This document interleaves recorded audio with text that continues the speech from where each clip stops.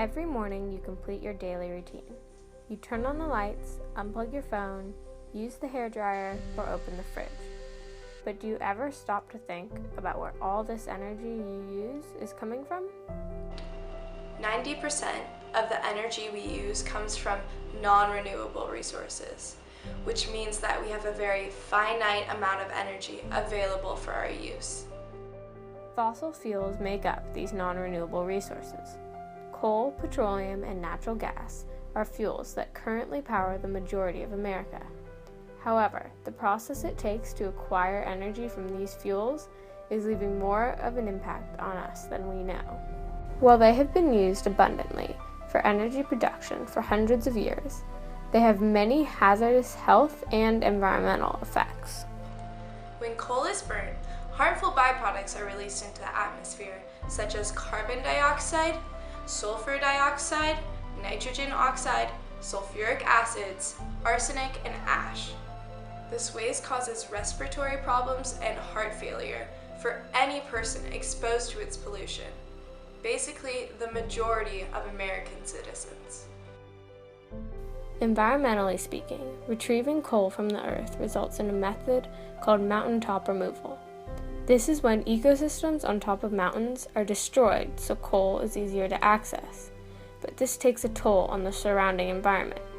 Habitats are destroyed, waterways are entirely polluted, chemicals such as mercury, radioactive dust, and sulfur that belong underground have now surfaced and are on top of our water and soil.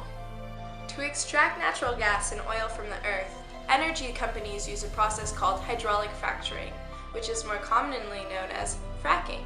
We need to stop its use now, but as of 2014, oil and natural gas have made up 28% of our energy sources. Both are toxic, flammable, limited in supply, and not worth the effects they have on the environment or human life. More often than not, this drilling process pollutes aquifers and soil with the excess sand, water, and chemical mixtures that are pumped into the ground. Byproducts released from the use and production of natural gas and oil are hydrocarbon, sulfur, water, helium, nitrogen, and carbon dioxide.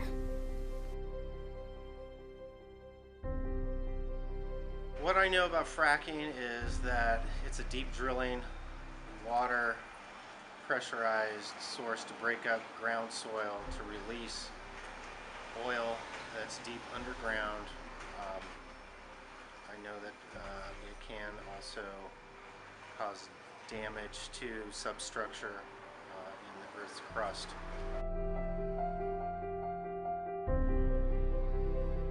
What I do know is it's not good.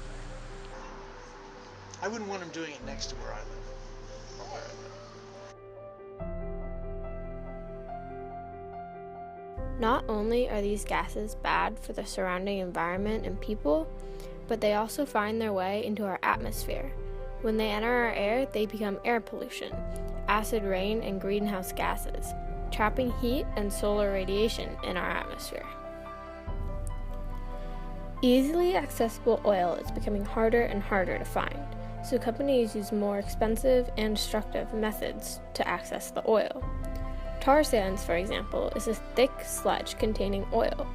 It's found under the boreal forests of Alberta, Canada. The extraction process involves clear-cutting large amounts of forests and diverting the water supply so the topsoil can be stripped away. The heavy oil also requires much more processing before it can be used.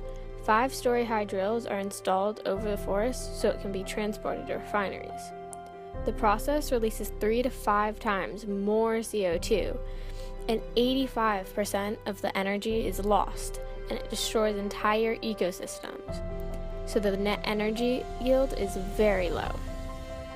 The production and use of natural gas and oil are bad for us and the environment, but we still continue to use these limited resources. More than half the oil reserves have been used and depleted entirely. As our supply diminishes, prices will rise so high that oil and natural gas will become as rare a commodity as diamonds. It's time for us to make a switch.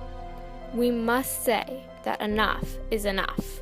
We cannot continue to use these resources without suffering severe environmental and economic consequences. For example, if just 5% of American households switched to solar, it would be the equivalent of taking 7,700,000 cars off the road, or removing 89,600,000 pounds of CO2 from the atmosphere. Marine Clean Energy, otherwise known as MCE, is a service that's available to all Marin residents for only a few more dollars a month and provides completely renewable energy. Local considerations, because we want to buy power that's as close to our service area as possible. Okay, so you could do it on your own house, and then that solar would offset your usage, and when you're not using energy, it would go back onto the electricity grid. Maybe give a little bit of electricity to your neighbors. That's one kind of solar. The other kind of solar would be a large scale, it's what I'm calling utility scale project, and that's something that you'd build maybe in a field. We put a price on the environmental impact of that electricity, it would make a huge difference in the cost of electricity. But then moving forward, we wanted to have a mixture of several renewable sources. Solar power is a low-maintenance and highly reliable energy resource, but that's not to say it doesn't have its downsides. Though solar panels are shown to save buyers money in the long run, the initial costs of panels on top of permit costs add up to be expensive. As well as costs, solar panels require a large amount of space that some smaller homes are not able to ensure, but they can get their energy from solar farms. The sun is actually a great nuclear reactor. I mean, if you like, you can think of solar power as nuclear power. It's just that the nuclear reactor is a comfortable 93 million miles away. And the sun delivers a lot of energy. There's 1,000 watts in every square meter of sunlight streaming towards us. Sure, it's not always sunny when you need it to be, but the amount of energy the sun is giving us is really quite large. Another one of the leading renewable energy sources is wind power. Newer, taller, and more efficient wind turbines have allowed wind power to become one of the leading resources of renewable energy. With lower land consumption, a smaller ecological footprint, and massive potential, some countries have been able to use wind power to provide up to 40% of their energy. Smaller turbines can even be used to power homes. Even the southern USA could produce 31% of the world's necessary energy. On top of having no direct carbon emissions, wind turbines also have a high net energy yield, which means that nearly all of the energy that goes into wind turbines also comes out. It's actually the least expensive and least polluting way to produce energy from cradle to grave. In order for wind power to become reliable enough to become a main source of energy, the turbines will need a backup source of energy in case the wind dies down, and a new power grid will need to be installed. However, a new power grid is necessary no matter what in order to become more efficient. Strategic planning should capitalize on local wind, limit visual and sound pollution, and the distribution of bird migrations. In fact, cats kill more birds than wind turbines combined. One wind turbine can produce as much power as a whole field full of solar panels when the wind is blowing. Being a part of the Ring of Fire, the Bay Area is a great place for the use of geothermal energy. Geothermal energy is energy that is drawn from the heat of the earth. And there are many misconceptions about geothermal energy, often causing people to believe the downsides of geothermal power, being its cost and possibility of seismic activity, outweighs the positives. But when it is well designed, it is efficient, reliable, clean, and cost-effective. Another renewable source of energy is a methane digester, taking human or animal waste and compost and turning it into energy. The conversion to methane is the result of anaerobic digestion, a biochemical process in which organic matter is decomposed by bacteria in the absence of oxygen. This process is highly efficient and has a never-ending supply. Poop! The problem of sewage has turned into a solution. Though this energy source is incredibly efficient, it has yet to be subsidized by the government, making it incredibly expensive. Unless there's an increase in demand, these digesters will continue to be scarce and unused. Fuel cells are also a newly developed technology that converts hydrogen and oxygen, two of our most abundant elements on Earth, into fuel. As long as this hydrogen and oxygen-based fuel continues to go into the battery, the fuel cell will produce power. Though fuel cells are not used on large-scale electricity production, as further research is put into them, they'll soon begin to evolve into a powerful energy source. A fuel cell burns hydrogen and oxygen in an electrochemical way to make water and electricity. But you can't mine hydrogen on this planet. There's no source of it. You have to first produce the hydrogen by splitting water into hydrogen and oxygen. So you should see a fuel cell as just a kind of battery. It's a high-tech battery. It's not the original source of the energy.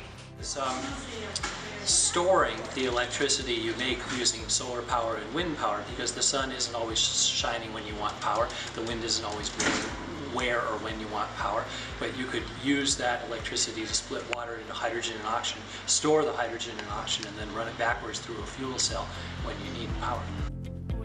Because each renewable energy source has downfalls, the most viable and sustainable option is to use multiple energy sources at once. By utilizing the best aspects of every energy source, we can have low costs and assure full efficiency and sustainability. By properly educating the public about non-renewable and renewable energy sources, we can all begin to make the switch to cleaner and greener energy.